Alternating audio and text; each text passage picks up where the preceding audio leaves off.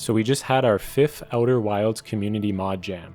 It was our largest one yet, with $420 in prizes and 16 entries. The gimmick this time was that all mods take place in mini solar systems surrounding a central hub station. In this video, I'll be playing through Heliostudy. I was really looking forward to this mod because it was made by a really stacked team of modders. The members previously worked on Astral Codec, Root Access, and Forgotten Castaways, which are all mods I really enjoyed. As always, if you're able to play the mod, I recommend leaving the video now and clicking the link in the description to download it yourself.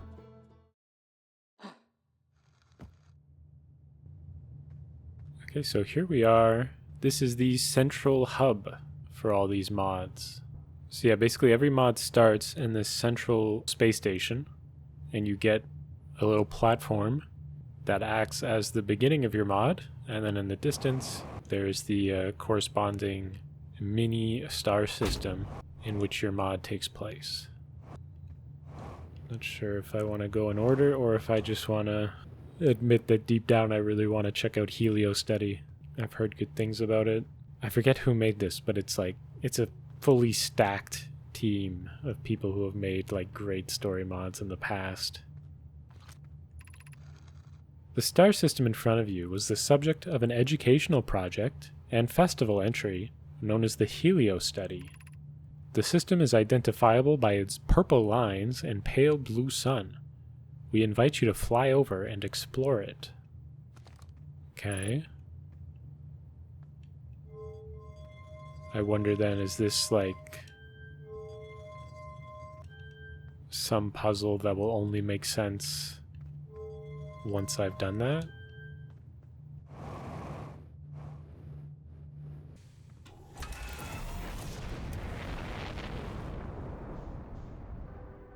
Yeah, super cool looking. I especially love that they gave this planet Aurorae. Is that the plural of Aurora?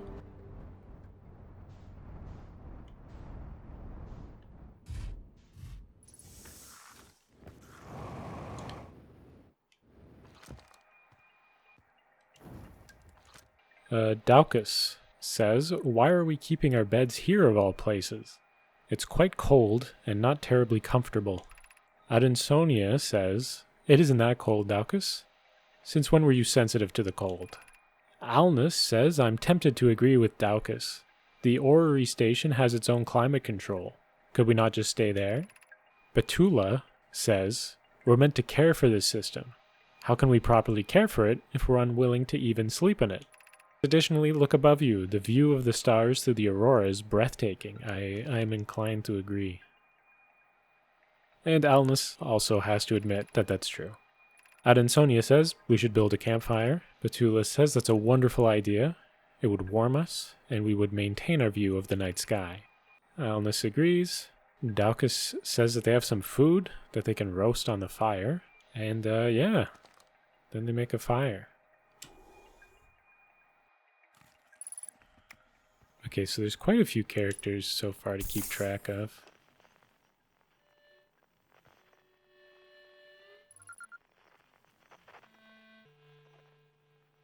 Signal identified, Heliocenter.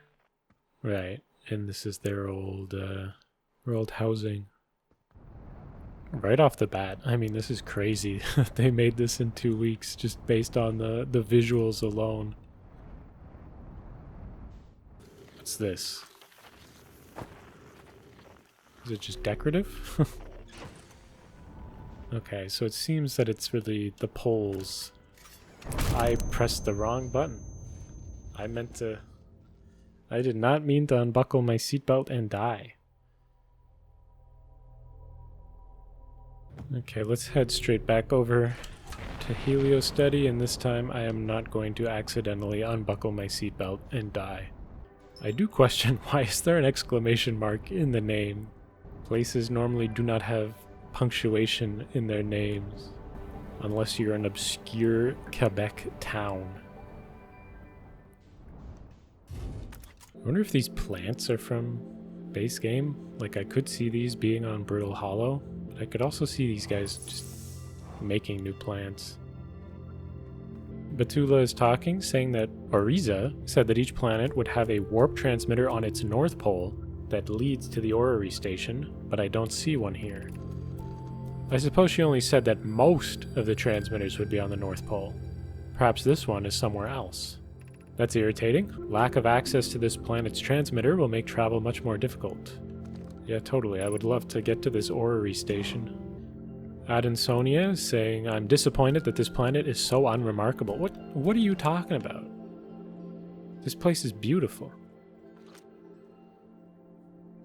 We can't even make it more interesting ourselves, since the ice is simply too unstable to build on. I must agree, there really isn't much on this planet that we can work with. Subsurface scans indicate that the ice is hollow, and that the planet possesses an ocean below it. If we could gain access to the area below the ice, we may be able to create structures. That would be ideal, because this plain planet is currently my least favorite. Right, so this system is supposed to be some sort of educational something or other? Why would you modify the planets then? I've decided to name this planet Glacial Abyss with an exclamation mark. I like it. Clearly you do as well, if your enthusiasm is anything to go by. I should clarify, the first exclamation is actually part of the name, Glacial Abyss. All things considered, that is not the worst planet name that has been chosen for this project. I mean, yeah, let's see what the other ones are. We have Glacial Abyss. We have Daucus, just named after Daucus. We have Shattered Geode. And we have the big one. So, I mean, yeah, Glacial Abyss is probably a better name. And yeah, on that subject, like, we should be able to get to the core of the planet somehow, but I do not see how we could do that yet. And yeah, I don't see anything else on here. Really, the only thing is that one small structure. If there's a way that I activate that in order to get into the core of the planet, then I imagine I would learn that by visiting another planet, such as Daucus. Or Daucus. Mods should all come with pronunciation guides. Okay, we have the same symbol here. I wonder then if there's a similar, like, pyramid on Glacial Abyss and it's buried in the ice, or if Daucus is just very architecturally inclined.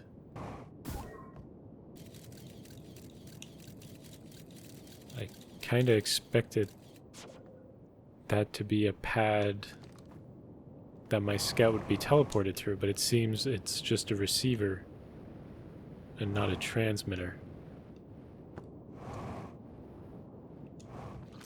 Who constructed this building around the warp receiver? I know we wanted one, but I can't seem to locate the door. Would you look at that? It seems that I unintentionally forgot to put a door on the building. 100% accidental, I can assure you. Adansonia, this is no time for your pranks. I left important materials and documents near the warp pad that I can no longer access. How do I get in? Unless I'm sure that there's some way to get into the building, don't worry. Who can say? Maybe there's no way into the building at all. I suppose you'll just need to figure it out. Do you really expect me to believe that you don't know any way in when I can see your salt treat wrappers inside? And might I remind you just how rude it is to leave non-disposable waste on the floor? Okay. So, sure, there's a way in, but it's a puzzle.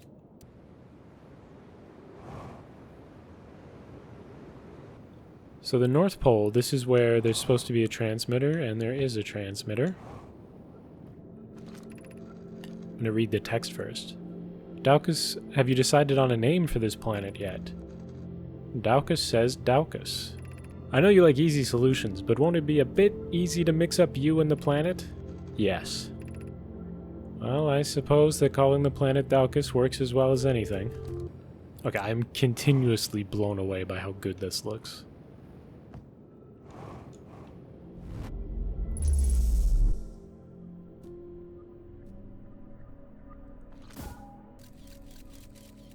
Was there a station there the whole time?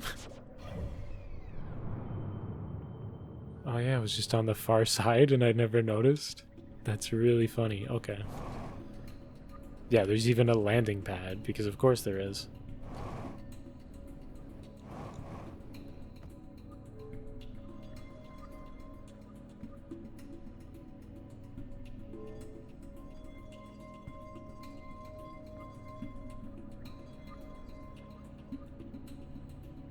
That actually moved the planet.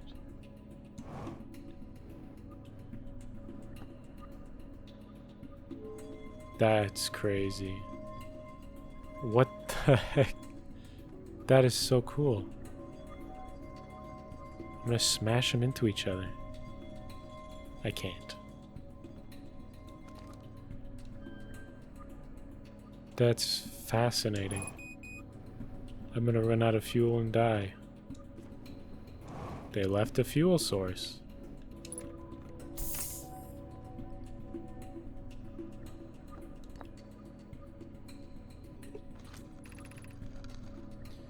This project sounds pretty fun. Being the architects of a mock star system is a very cool opportunity, especially considering that we get to show it at the next festival. Fun? Batula, our next school project is going to be shown at a festival. If we mess it up even slightly, we could turn our entire clan into the posterior of every joke for the next century. Ah, I see that it's going to be that kind of project. In that case, just let me know what you need me to do and I'll maybe do it. Honest, I doubt that our project being imperfect will affect the reputation of our clan. Everyone understands that we're still students, after all. I was gonna say, I feel like these, the Nomai text lines are like a bit messier looking than normal, and I know that in the base game, they sort of like make them more precise looking to match the age of the characters. So that's a nice attention to detail. It's like teenager writing. Anyway, well, regardless of what stakes may or may not exist, we won't be able to do anything until we get down onto the planets and survey them. So I think that should be our next course of action. Okay, so if I were to hazard a guess,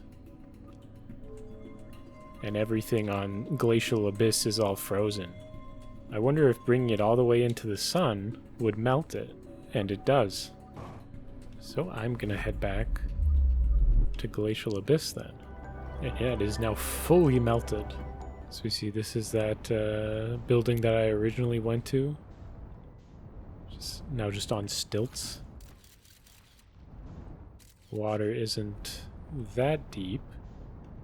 And yeah, this is that thing I was looking at before, and it does seem as if there is a larger structure hidden underneath the ice. Oh, with the warp transmitter.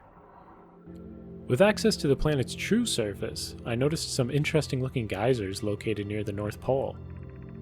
Our teacher had mentioned those. Apparently the geysers lead all the way to the hollow core of this planet. She says that there's something down there that she wants us to see. I've already tried jumping into one, but the flow of the geysers forced me back to the surface. Thawing the planet seems to have dramatically increased its level of geothermal activity. We won't be able to explore the geysers until we find a way to subdue it again. Once we do that, we'll be free to go down the geysers and explore the core. That sounds quite dangerous. Did you sustain any injuries? Not to worry, Batula, Wait. Oh no, the flesh parasites from the core, they're taking control. It's good to hear that you're alright. We have established Adansonia as being a prankster. This is also another return pad. That's not a transmitter. Suppose let's see what else they have on this planet. I wonder if now that the planet is thawed, I can just, bring it back out to like a mid-range orbit. And then that'll lessen the geothermal activity. Because yeah, there's no way down into that.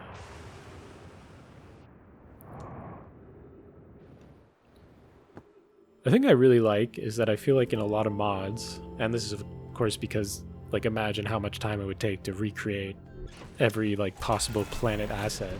But essentially, a lot of mods will just reuse sort of vegetation or rocks and other details from base game planets, so then their planets all sort of just end up looking like things that we've seen before. Whereas here, with the geysers, I could imagine a lot of other mods would just take a geyser from Timber Hearth and just put that down. But here they've actually taken the time to make entirely new models for that. Or same with this station, it's very unique. It's decidedly, Nomaian, but it's not just made of pieces of a base game planet. Okay, so having moved that one out, it's still geothermally active.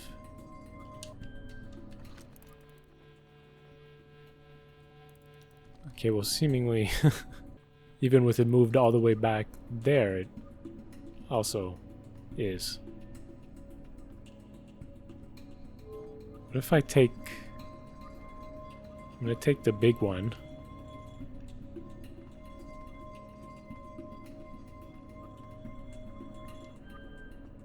And, quickly move you out of the way. Excuse me? I didn't think that was gonna happen. I was gonna try to... Oh, wow.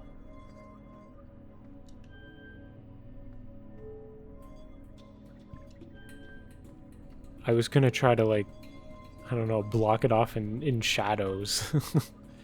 And see if maybe that could calm the planet down even further, but no, it has instead sucked up all the sand and water off of the two neighboring planets.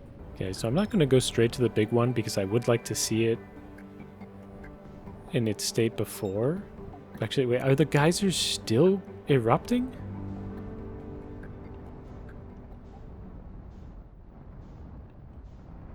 Okay, so that didn't even achieve what I thought it might. At least now it's easier to survey the surface. Yeah, and even with that, I still can't go down. And okay, never mind. Ow.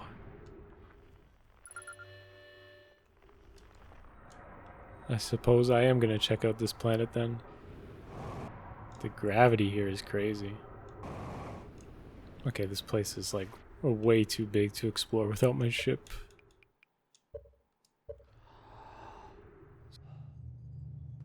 Okay, so this is my second session playing the jam mods, and I have disabled a lot of them.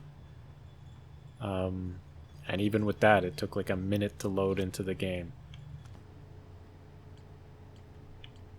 Okay, so what do we have so far? We have, of course, the invitation platform that tells us about the Heliostudy, which is the entire solar system. Presumably this is like the central curiosity that we must understand to complete this mod.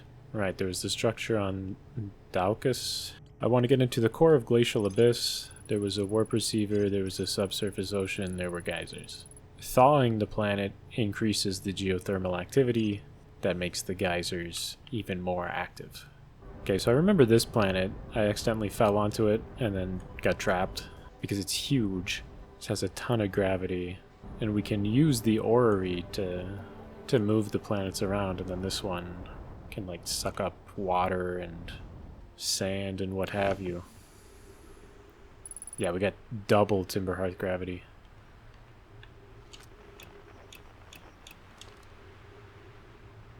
Okay, I take it that this is kind of meant to say, hey, don't go in here. I wanted to warn everyone that, according to our teacher, a highly hazardous and invisible substance has been spilled in this cave. Please avoid it.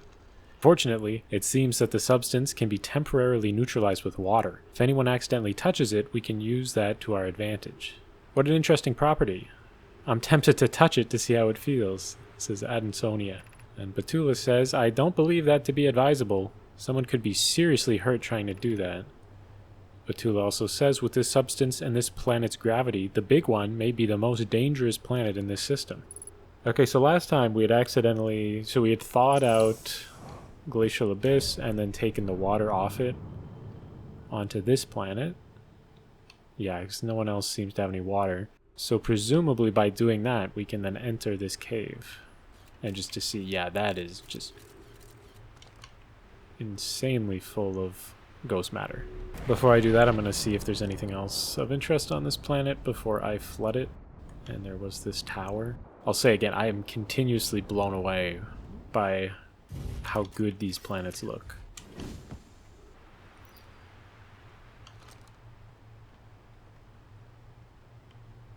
I can't help but feel that there's going to be some sort of puzzle where we need to get up this tower. Alnus. I thought that the size of this planet deserved a monument of fitting stature, so I constructed this tower here. Daucus says I'll admit that this is pretty impressive, especially considering how strong the gravity of this planet is. Batula says, this is lovely, Alnus. I look forward to seeing the top chamber of the tower once you install a tractor beam to get up there. A tractor beam? We don't have any means by which to make a tractor beam. We weren't given the right materials. Then how do you intend for us to get up there? The gravity of this planet is far too strong for a thrust pack to give the necessary height. I left my lunch up there. Adansonia says, ha! Intentional or not, that's a good prank. I don't know if I could have done better myself. And Daucus says, hopefully we can find a way to get up there. Redesigning this whole structure would be torment. I wonder then, can we suck up material from every other planet to raise the surface level? But then, I mean, we wouldn't be able to get in through the door.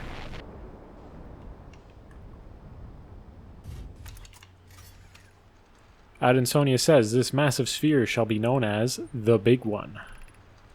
Alnus asks, is that all you could come up with? Adansonia says, Alnus, aren't you always telling me to be more practical? This is just my entirely earnest attempt to appease you.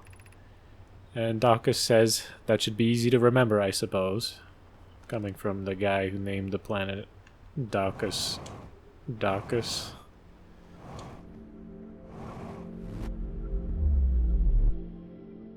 And yeah, this just brings us back up to here. I wonder, does every planet bring you up to the same warp pad? Okay, I suppose I might as well put water on it. So to do that, we're going to grab Glacial Abyss.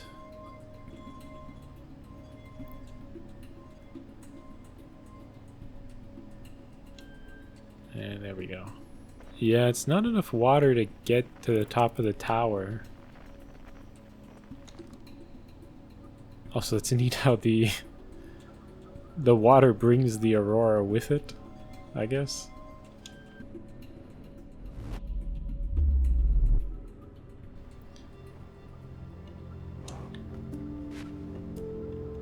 Oh.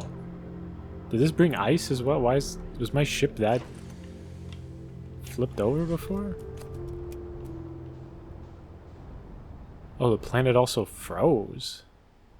Of course it froze, because it's far from the sun, the same as the Glacial Abyss was. Okay, so never mind. I need to also move the big one closer to the sun.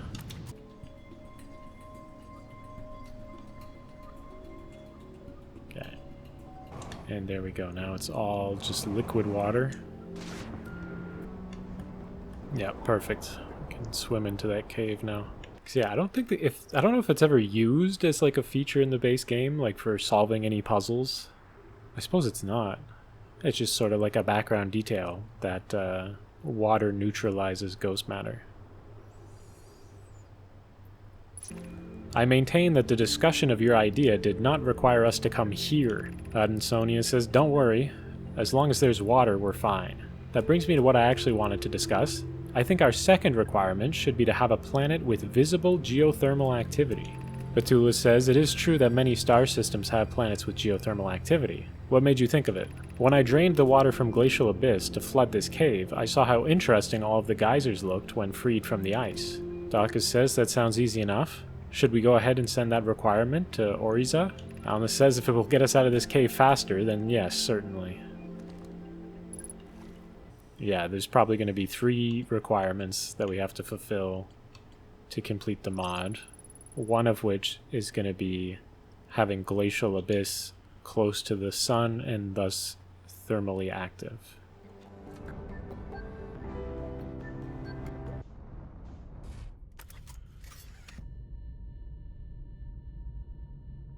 Batula says this structure is very impressive, although I don't recall us ever discussing it or its construction. Adansonia says this is just a small puzzle that I made in my spare time. It uses those old radios that Oriza gave us for detecting signals. If anyone manages to solve it, the computer over there will activate and display its information.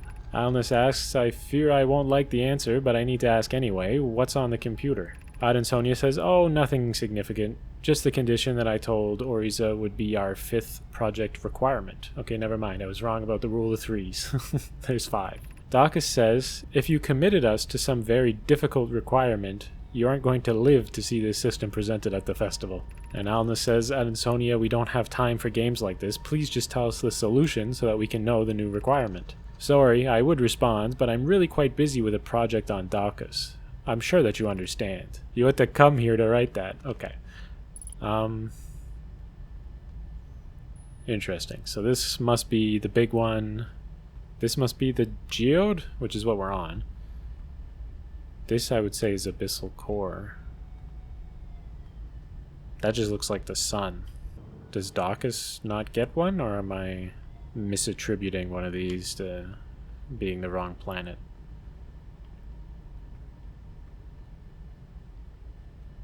Or is this... Okay, no, this is the geode. This must be Daucus. Okay. So there's something on each planet. There's something with the sun. Great music in this mod as well.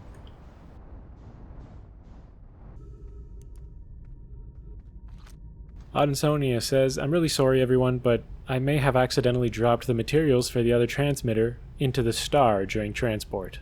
Adansonia's... Why you like this?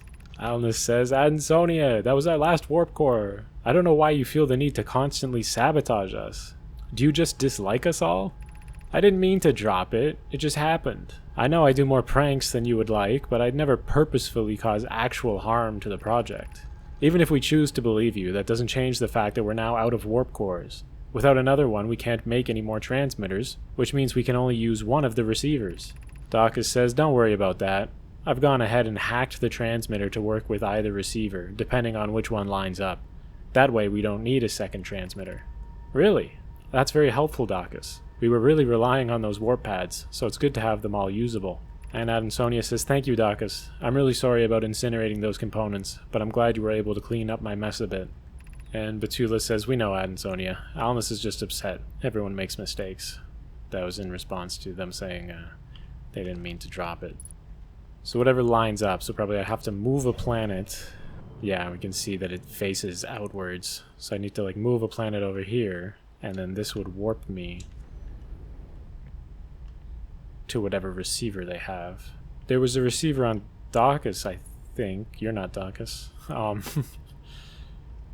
The enclosed structure. So I need to move Daucus to be just above this planet, and then I'll be able to warp in there. So what I'm going to do is I'm going to find whatever transmitter it has to go to the orrery, because then I can read whatever text that has, and then at the same time I can use the warp transmitter. So what are we saying? Alnus says, I've decided that the name of this planet shall be Shattered Geode.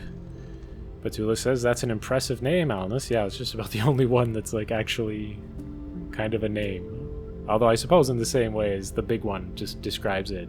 Shattered Geode just kind of describes it. Alnus says this crystalline body is quite majestic. It only makes sense that it should receive a name of equal beauty. Adansonia says, truly, you possess incredible humility. It is such a relief that you are in no way being strange about the name of this planet. So, we come up here.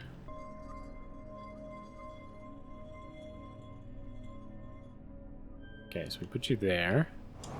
And that should align the warp transmitter. And I feel like we're getting close to the 22-minute mark. And this is the tower. I believe I lined it up properly. Yes. Oh, it's even perfectly lined up with the structure. Nice.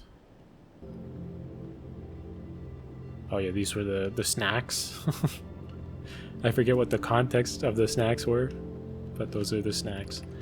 Daucus says a fairly simple requirement would be to have our transmitter line up with one of our receivers. What, like what I just did? Adansonia says that's not a terribly natural requirement, Daucus. I'm surprised to hear that you're going against the grain like that. I like it. And Alnus says I'm not clear on how that demonstrates an understanding of star systems. Daucus says we've placed a number of different buildings on these planets, so it's already not a representation of a fully natural system. Given that, lining up the warp pads would demonstrate that we're considering how transport would work in the system. Given that we only have the one transmitter, I think we can get away with lining up with whichever warp pad is most convenient. I was skeptical at first, but I do like your reasoning. I vote that we make this a requirement. That's Batula. And Alnus agrees that as a fair justification, I'll let our teacher know that our third requirement will be an aligned transmitter-receiver pair. So that requirement is currently met right now. Or I think actually I'm meeting two requirements right now because there's geysers active on that planet. Did I already check out this building?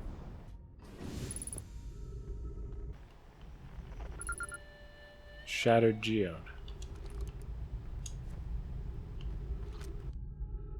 Oh. I found this interesting looking stone on the planet, so I decided to place it in this building. I had just put the stone here, Adansonia. How did you already steal it? Adansonia says, I wish I could achieve such a feat, but that wasn't me. I recall an old study on this kind of stone, which concluded that they move when unobserved. Batula says that is quite an interesting trait. Do you have any idea where it may go when it's not here? Adansonia says, I'm not sure, to be honest. I don't believe I've seen it anywhere besides here.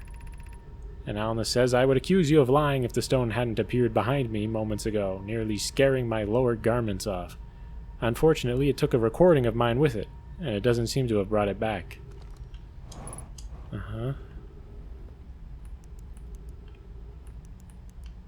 Wait, what? It's too bright in here. Okay.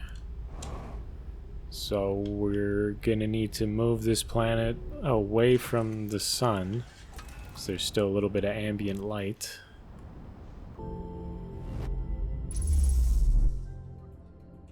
I'll move Shattered Geode away.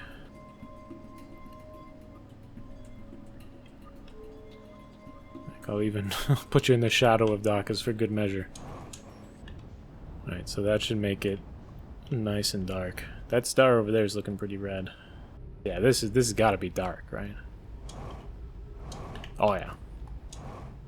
Pitch black. And there we are.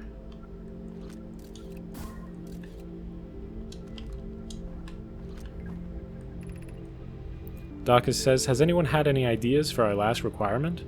We're approaching the deadline, so we should keep it simple. Is that like a meta commentary on the jam? Was this one of the last puzzles that they figured out, or?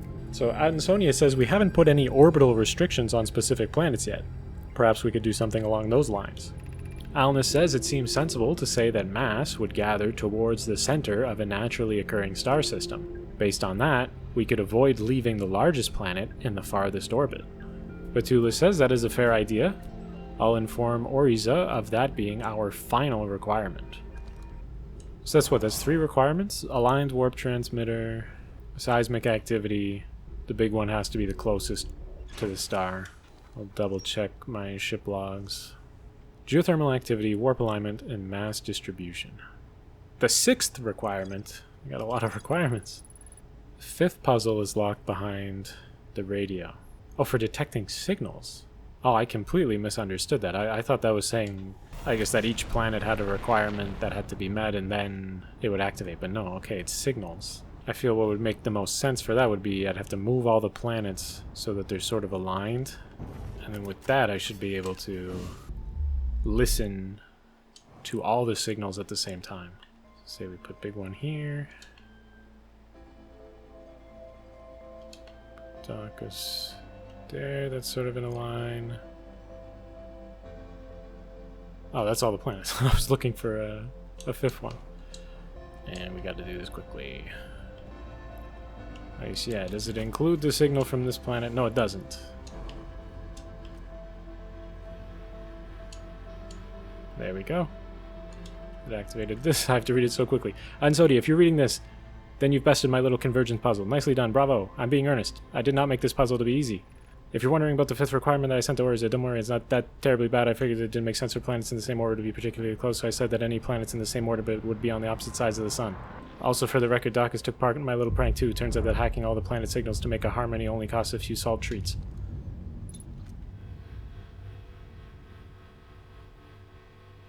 That's neat. Also, this star didn't explode. Those ones did, though. Can I? Oh. It's not gonna reach me, is it? Is it receding? I think it's receding.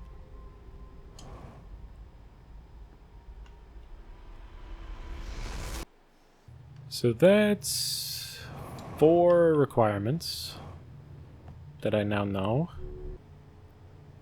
Aligned with at least 1 receiver. There's 2 receivers. Where's the second receiver? Oh. Yeah, true. There was a warp receiver under the ice. So maybe if I don't melt it, I can just go straight under the ice. I was sort of imagining that under the ice, it's just solid ice. Was this always so dark? Maybe it only lights up when you first warp to it, so that you don't explore it too early. Such a cool looking station. They cooked, man. They cooked. You tell me they did this in 2 weeks. They absolutely cooked. What planet was it?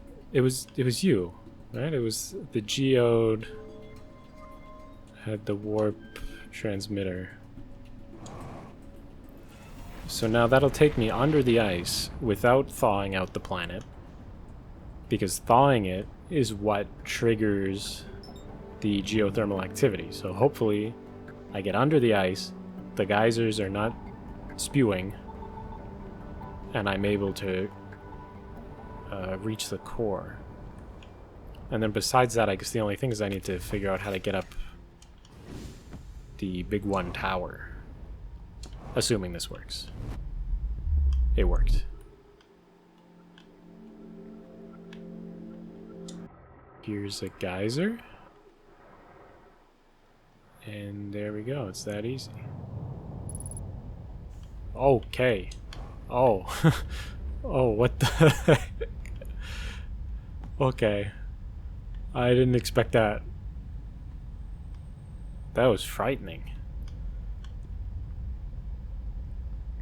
This is like actually incredible.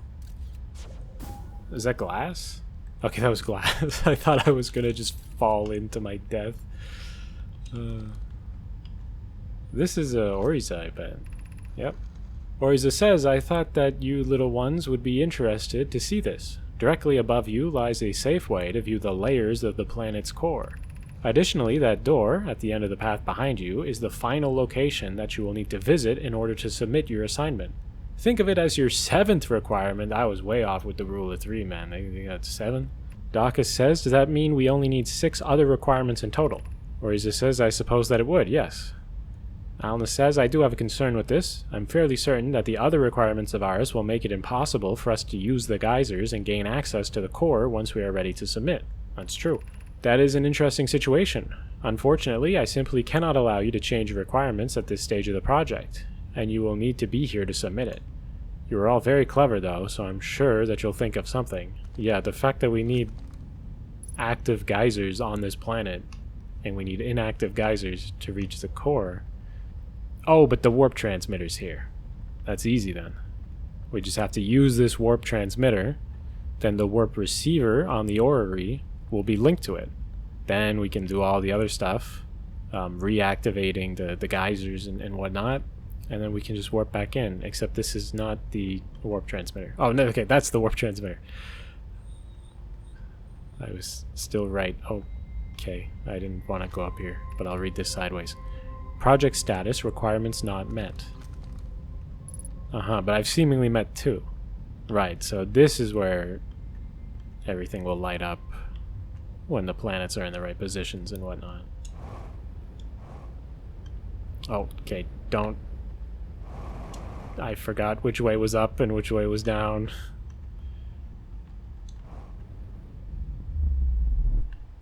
Okay, so I can no longer use any of the transmitters. If I want to come up here, I have to fly here myself. Do I have enough information to put this all together? I do not, because I have not been up that tower.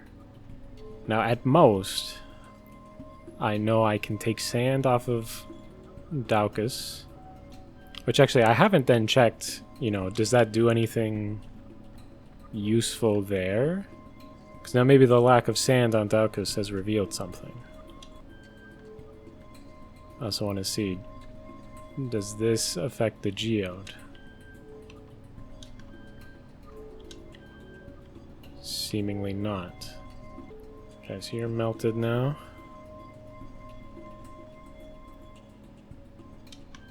So there we go. We have water, we have sand.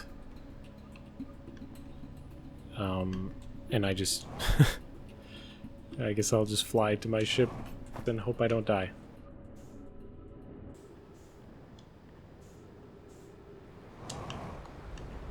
Try to land at a bit of an angle. And we're fine. Like you see, I might as well check my ship logs. Was there anything else? We have 2, we have 3, we have 6, and we have 5. So we're missing 2 that presumably will go up here. And one of them is presumably linked to the tall tower, and then there's something that I'm just missing entirely. Perhaps it has been revealed by removing the sand. How did they model the planets? Like, teach me.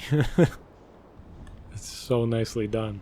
Well, I don't see anything at a glance. Maybe somewhere else there'll be a hint. Okay, so here's the tower. I'm thinking that maybe like the sand will have lifted the sort of floor up a bit. I don't know. It doesn't look like it'll have been enough. Like, yeah, the sand raised the surface up a bit. But it, you know, the water doesn't go high enough. Yeah, so that doesn't really help. Okay, what else could we do? The tower faces towards the sun. Maybe if it was closer to the sun's gravity would give me a bit of an assist. Is this gonna melt the water? Or evaporate the water? Okay, so maybe I just needed to do the sun thing, or maybe it was the combination of all of these things. Okay, yeah, 0.6 gravity. 0.9 here. So between the water and the sun's gravity, it's an easy way up. Very cool. Adensonia says an interesting idea for our first requirement could be that one of the planets must have a large amount of solid ice on it. Batula says that could be a good one. Star systems do tend to have a wide range of climates, so an icy body would demonstrate that. Alright, I've gone ahead and let Oriza know that our first requirement will be to include a planet with ice. Dawkins says, would it not be wise to wait for more people to give input before sending that message? And Alma says, wait, don't send that message yet. I was experimenting earlier, and there doesn't seem to be a way to refreeze water in this system. Our star is too hot to allow water to refreeze, even in the farthest orbit. That's inconvenient. I've already sent the message with that requirement. Is there some way that we could further reduce the heat reaching the planet? I must have done that accidentally at some point. I must have eclipsed. So it's farthest orbit plus an eclipse. And then that'll refreeze it. Okay, so we're entirely missing this spoke. Okay, so this hint was on the big one. This hint was on the big one. This hint was on Dawkins. This hint was on Glacial Abyss. Shattered Geode. That was on Shattered Geode. Would this one also be on Shattered Geode? Once all 6 requirements are met, it can be submitted in the core. I think there has to be a location that I just missed. The fact that I removed the sand, I feel like that has to be something. As I say, there also hasn't been much of a change by moving Shattered Geode, although I had to move it for the signal convergence, so maybe that counts.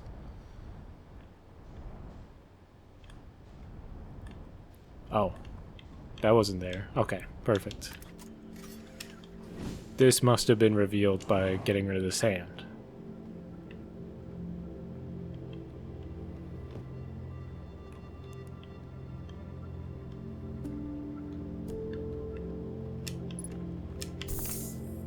Where did we have a wall? Batula says unburying this structure has me thinking. Isn't it strange for only one planet in this system to have sand? I suppose so, but why are you mentioning this? I think it may be a good 4th requirement that multiple planets have sand. keep sand off this planet and away from my pyramid, I'm all for it. Daka says that sounds pretty easy to me. Agreed. We'll notify our teacher of that being our 4th requirement then. Sand on multiple planets. Okay, well it's too late then, because I've already put too much sand on Dacus. So it'd have to be like I take some of the sand off, but not all of it. But now to do that, I'm going to have to reset the loop. I'm going to try the other requirements first. Yeah, so that freezes it. Solid ice must be present on a system, but the largest planet can't be in the farthest orbit. Doesn't it need to be in the farthest orbit to stay icy? Oh, wow. A planet in this system has solid ice. A planet has exposed geothermal activity. At least one warp receiver is aligned. More than one planet has sand. Any planets in the same orbit are on the opposite sides of the sun. Okay, so can I bring you in by 1? Yes. It has solid ice. A planet has exposed geothermal activity. Yes. One warp receiver is aligned. So that's on this planet. I forget if it's on the sunward side or the outward side. So let's say I just do it like this, right? It must be aligned with one of them. I forget. Yeah, and they both have warp receivers, so it must be aligned with something. Any planets in the same orbit are on opposite sides of the sun? Yes. So the only thing wrong here is that only one planet has sand. So I'm going to go to the core and see if it is lit up all but one requirements. I forgot. Yeah, that's all but one requirement done. So I'm going to have to try again. The one issue is making sure that the big one does not take all the sand off of Daucus. They have to share sand. I'll always say too, my favorite thing for a mod to do is have that last loop where you put it all together. So, step 1. I don't remember what side of Shattered Geode the warp transmitter's on. So actually, step 1 is now figure that out. That's where the quantum rock is. That's where the transmitter is. Perfect. So it aligns outward. Okay. Step 1. Align. And then we fly there. I figured I have to go shipless at some point. Might as well do it immediately. So this will warp me under the ice. I make my way to the core, and I use the warp transmitter to get back. Aiming for the horizon so that I don't just smash into the ground.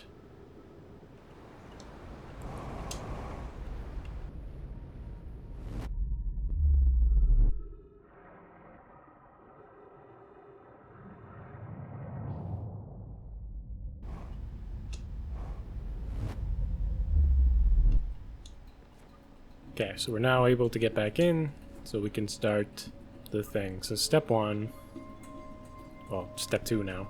Maybe there should have been step 1, because if I mess this up, I need to restart. So we take some sand. No, go away. Get off my cursor. Is there sand on you now? I can't tell. There's less sand on you. You know what? I'm just gonna go in and see if that counted. 4. More than one planet has sand. Nice. I want to like keep the big one really far away from Daucus, because I don't want to accidentally transfer extra sand and soft lock myself and have to restart. So you're way over there. Okay. You melt. You can go over there for now. We suck up all the water onto the big one.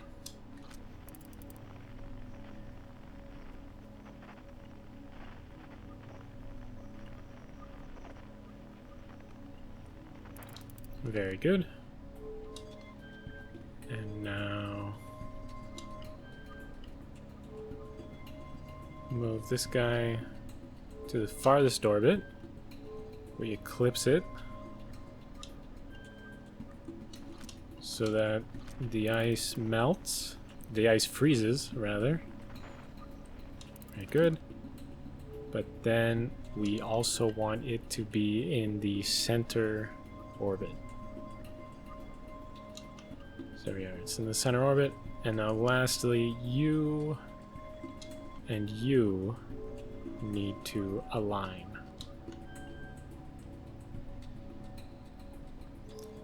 Move you over here a bit. I'll just move Dacus to the closest orbit.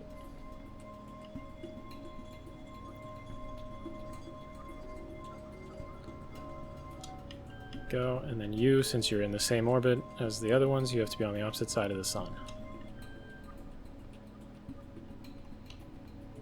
Like that. So, one planet has solid ice. Check. Big one. One planet has exposed geothermal activity. Check. Glacial abyss. Warp receiver is aligned. Check. From shattered geode to glacial abyss.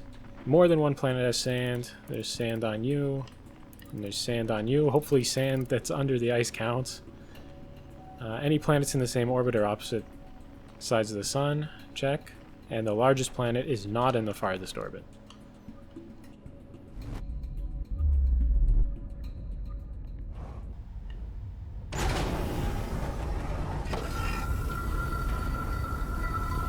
Okay. That worked out.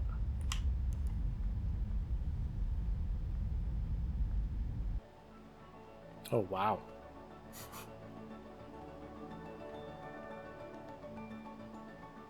Why is there a pool of gold?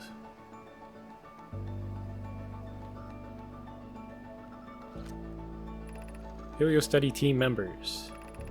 Adansonia, Alnus, Betula, and Dacus. Dacus, I expected nothing less of your artistic talents. Oriza, if you're hearing this, that means that you have all successfully completed the requirements you set out for yourselves. Congratulations. The task you were given was not an easy one. To complete it, you had to work very hard and work together. You've made your clan proud, and your project will demonstrate to all the other clans just how clever our little ones are. Speaking of, there's one last thing you all must do before this system is ready to be presented at the festival. Seeing as this entry is as much about all of you as it is about this educational tool, it's only fitting that you all leave a personal mark on it. Toward that end, I request that you all make self-portraits and display them in this room. We are all so proud of what you little ones have accomplished. We can't wait to see where your lives will take you in the future. For now, though, it is about time that your journey led you all back to your homes and your warm beds. Well, there you go.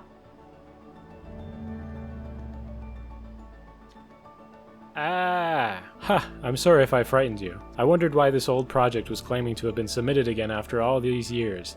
I'm Adansonia, one of the students who worked on this project a long time ago. You don't look like a Nomai, but you must be quite clever to have gotten this system into the correct configuration after all the time it has spent drifting. Effort like that is certainly worthy of some reward. How about this? I have some free time from all my teaching duties right now. If you ask me any questions, I'll do my best to answer them. I was wondering what this puddle was about. So is there anything you wanted to ask me about? Yeah, how are we able to understand each other? That would be due to the universal translator I have on my person. It's able to quickly discern language patterns, allowing us to understand each other with minimal issues. We have Betula to thank for that. It's actually her invention. What happened to Alnus after the project? That fascicle of nerves. Although his anxiety is still there, he's become much better at managing it. He's also grown more able to take a joke, much to my relief. As you might imagine, he had a very good academic career after our project. After completing his education, he moved on to become one of our clan's head researchers. He's used his knowledge of star systems particularly well, helping our clan identify systems likely to harbor life. Through his efforts, our clan has met friends of many different forms, and had quite the cultural exchange. This was quite useful in the development of the universal translator I'm using to speak to you now. I believe he's currently using his skills to identify stars that are still stable enough to support our people, as well as others. He's also made himself useful to rescue efforts, identifying star systems simultaneously likely to have life and likely to be annihilated soon. Yeah, what's Betula up to? Betula actually went on to study alien cultures and languages. She was always more interested in social affairs than strictly academic ones, so it was a type of work that uniquely suited her.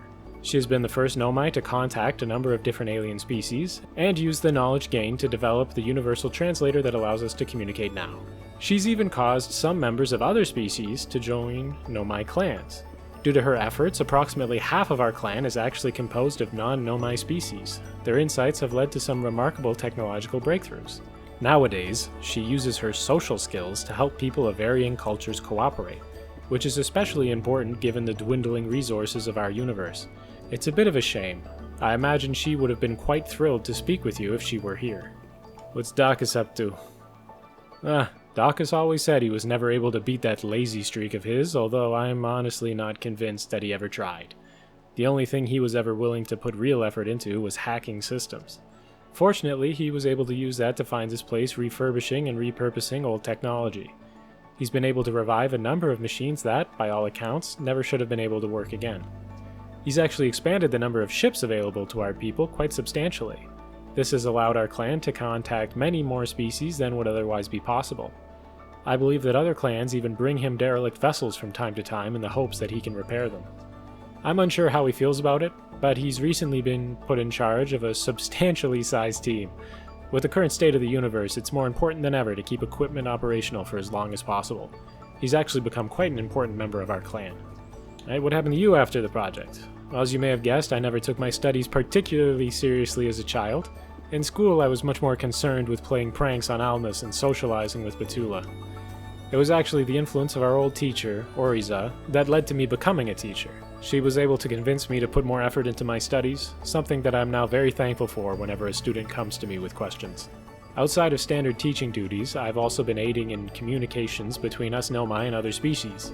Some other teachers and I have even created an interspecies teacher association to aid in the spread of different people's knowledge. Lately things have been a bit more difficult, what with the universe coming to an end and all. The students are actually doing fairly well emotionally speaking, but you would not believe the number of them who try to make existential arguments for missing assignments. Right, so what's the deal with the device back on the invitation platform? Device, that old thing. That's an old prototype for the orrery used in our project. We found it lying around at some point during our work and decided to see if we could get into some mischief with it. Dacus was able to hack it to become responsive if certain conditions were met, so that we could use it without the adults becoming aware of its functional state. Unfortunately, it proved to be highly unstable and dangerous. I really shouldn't tell you how to activate it. I've learned some responsibility over the years after all. Can I pretty please know how to activate that device? Oh, alright, but don't claim that I didn't warn you. You should exercise extreme caution around that device. It's quite possible for it to break things and not function entirely as expected. To activate it, all the orbs on the invitation platform need to be placed at roughly the same distance from the center. Additionally, it won't activate unless it is approached by someone who is not wearing any space gear. As for what exactly it does, I suppose I'll leave you to figure that out for yourself. Have fun and be careful. Well, that's all my questions. Understood. I'll be here for some time, so feel free to come back if you ever change your mind. Well, there you go. I imagine that's the mod. That was really good. Is it gonna roll credits as I walk out of here? Yes. Heliostudy. Okay, lastly, I do want to check out the prototype platform. Okay, so step 1. No suit. We want these all approximately the same distance from the center. So let's say as far as possible. Okay. Warning, this experimental orrery is now active. User is fully responsible for any damage caused by using this device. You will break things. Space gear can now be re-equipped. Okay, so I imagine that what this now does is we can now move around the other jam entries. And that's Heliostudy. I think this might be one of the best jam mods we've ever gotten. The puzzles were great, the characters were fun, and it had an impressive level of polish that rivals even mods that weren't made within a 2-week time restriction. The premise of the mod was really unique and made great use of base game mechanics in a new light by giving the player the ability to alter the solar system. So again, great job to Walker, Lezelbit, John, and Coder Cleric. Thanks for watching. Okay, bye.